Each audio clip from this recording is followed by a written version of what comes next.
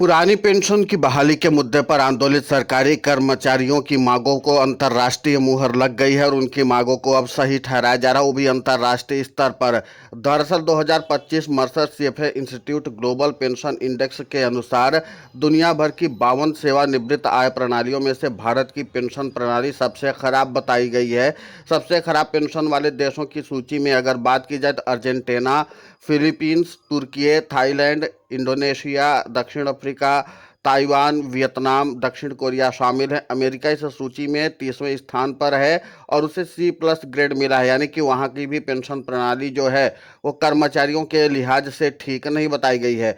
भारत की पेंशन प्रणाली पहले से ही सवालों के घेरे में थी, लेकिन एनपीएस और यूपीएस की जब समीक्षा की गई तो सबसे अहम बात निकल कर ये सामने है कि जिस तरीके से सरकारी कर्मचारी अपनी पेंशन की मांग पर अड़े हुए हैं, उनके लिए सबसे अच्छी जीपीएफ वाली पुरानी पेंशन ही है। और इसी के नाते से अंतर्राष्ट्रीय इंडेक्स में इस बात को बताया गया कि भारत की पेंशन प्रणाली जो वर्तमान समय की चल रही है, यानी कि यूपीएस और एनपीएस, वो पूरी तरीके से खराब है और सरकारी कर्मचारियों के हित वाली नहीं है। अब इसी के नाते से लगातार अंतर्राष्ट्रीय स्तर पर भी इस बात की चर्चा होने लगी है कि क्या भारत की पेंशन प्रणाली इसी तरीके की है। और जाहिर सी बात है कि जब खराब पेंशन प्रणाली का जिक्र आता है तो इसमें तमाम तरह की जो समस्याएं हैं उसका भी जिक्र होता है। हम आपको बता देते हैं कि खराब पेंशन का मतलब ये होता है कि पेंशन से संबंधित कोई भी समस्या हो सकती है, जैसे कि पेंशन के भुगतान में देरी, गलत राशि मिलना या पेंशन खाते की जानकारी में त्रुटियां होना। पेंशन संबंधी समस्याओं को हल करने के लिए शिकायत निवारण प्रणाली का उपयोग किया जाता है, लेकिन वो भारत में हो नहीं रहा है।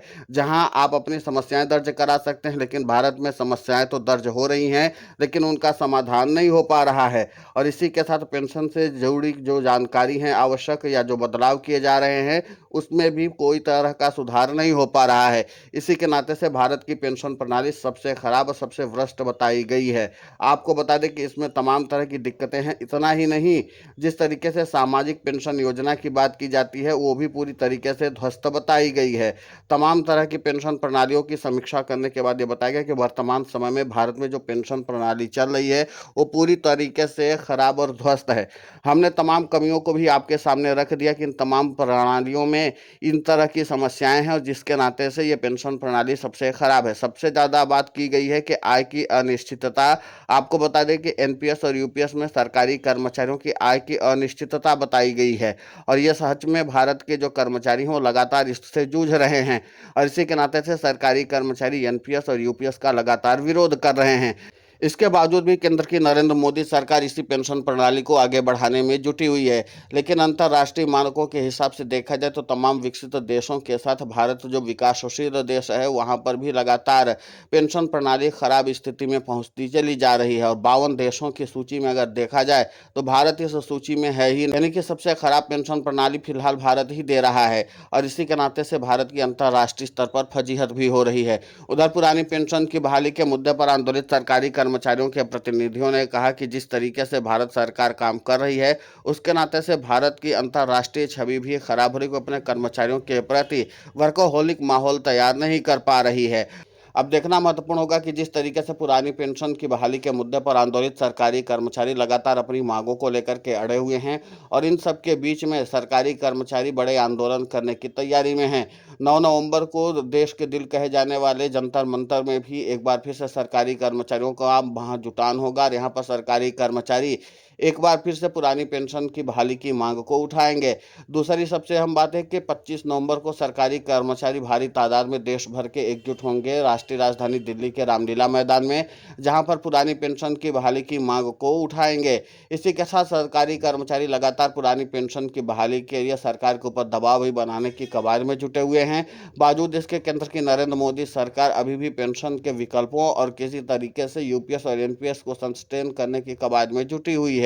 जबकि पुरानी पेंशन की बहाली के मुद्दे पर आंदोलित सरकारी कर्मचारी पहले ही साफ कर चुके हैं कि उन्हें ना एनपीएस चाहिए और ना ही यूपीएस चाहिए, उन्हें सिर्फ पुरानी पेंशन चाहिए। अगर भारत एक बार फिर से ओपीएस की बहाली कर देता तो जाहिर सी बात है कि पेंशन प्रणाली की जो सूची आई है, जो सबसे वर्स्ट सूची आई है, उसमें सबसे अहम बात यह निकल कर सामने आएगी कि इन सरकारी कर्मचारियों की जो वर्स्ट सूची है पेंशन प्रणाली की, वो सबसे ऊपर पहुंच सकती है, यानी कि सबसे वर्कोहोलिक माहौल वाली पेंशन प्रणाली हो सकती है।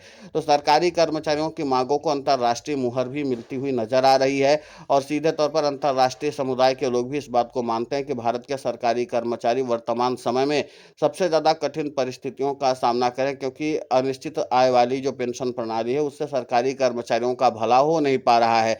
अब इसी के नाते से एक बार फिर से अंतर्राष्ट्रीय स्तर पर चर्चा छिड़ गई है कि जो भारत अपने आप को विकासशील बता रहा है, जो अपने सरकारी कर्मचारियों के साथ ही न्याय नहीं कर पा रहा है, तो जाहिर सी बात है कि आगे वो कैसे वर्कहोलिक माहौल तैयार करेगा।